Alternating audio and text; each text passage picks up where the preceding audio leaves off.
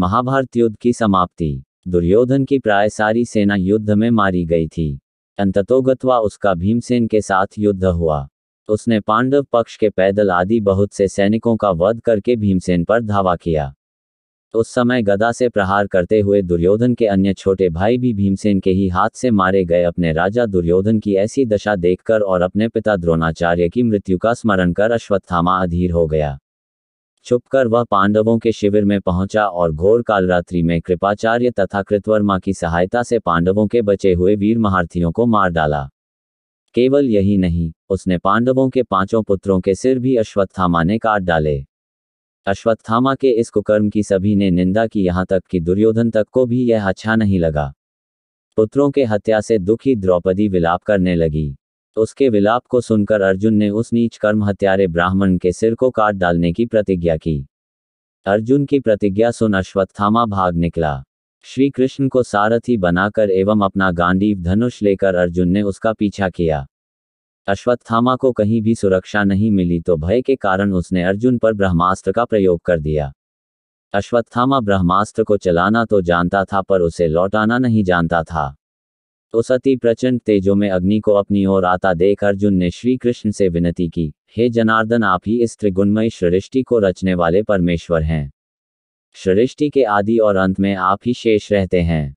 आप ही अपने भक्तजनों की रक्षा के लिए अवतार ग्रहण करते हैं। आप ही ब्रह्मा स्वरूप हो रचना करते हैं, आप ही विष्णु स्वरूप हो पालन करते हैं और आप ही रुद्र स्वरूप हो संहार करते हैं। आप ही बताइए कि यह प्रचंड अग्नि मेरी ओर कहां से आ रही है और इससे मेरी रक्षा कैसे होगी। श्री कृष्ण बोले, है अर्जुन, तुम्हारे भय से व्याकुल होकर अश्वत्थामा ने ये ब्रह्मास्त्र तुम पर छोड़ा है। इससे बचने के लिए तुम्हें भी अपने ब्रह्मास्त्र का प्रयोग करना होगा, क्योंकि अन्य किसी अस्त्र से इसका निवारण नहीं हो सकता। श्री कृष्ण की इस मंत्रणा को सुनकर महारथी अर्जुन ने भी तत्काल आचमन करके अपना ब्रह्मास्त्र छोड़ दिया। दोनों ब्रह्मास्त्र परस्पर भिड़ गए और प्रचंड अग्नि उत्पन्न होकर तीनों लोकों को तप्त करने लगी। उनकी लपटों से सारी प्रजा दग्ध होने लगी। इस विनाश को देखकर अर्जुन ने दोनों ब्रह्मास्त्रों को लौटाकर शांत कर दिया और झपटकर अश्वत्थामा को पकड़कर बांध लिया।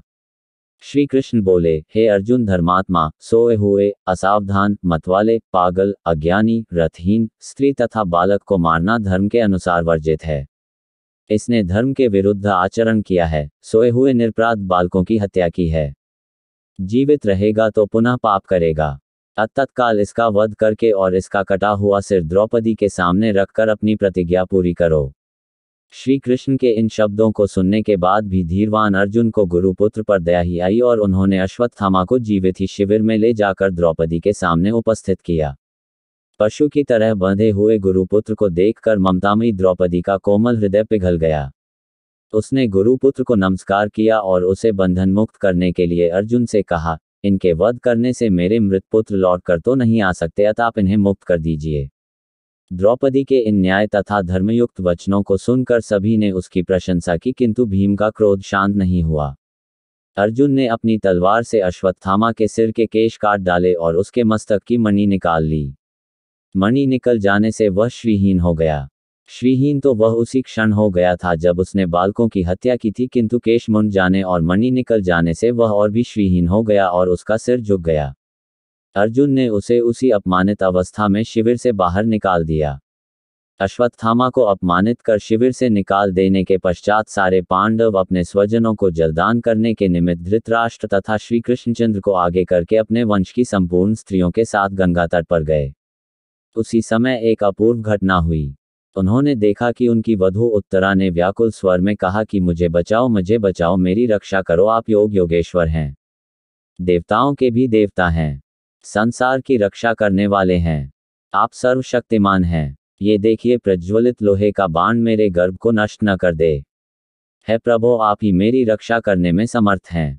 ऐसे कातर वचन सुनकर श्री कृष्ण तुरंत रथ से कूद पड़े और बोले कि अश्वत्थामा ने पांडव वंश को नष्ट करने के लिए फिर से ब्रह्मास्त्र का प्रयोग किया है, जिससे उत्तरा का गर्भ अत्यंत जलने लगा, परंतु श्री कृष्ण ने अपने तप से शिशु को पुनर्जीवित कर दिया।